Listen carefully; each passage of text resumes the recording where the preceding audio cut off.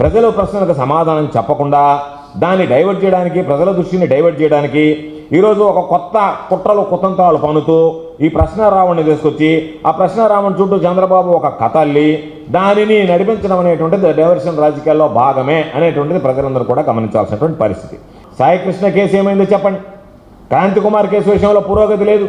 అదేవిధంగా గంగమ్మ, తిరుపతమ్మ, కళావతి కేసుల గురించి పట్టించుకునేటువంటి పరిస్థితి లేదు.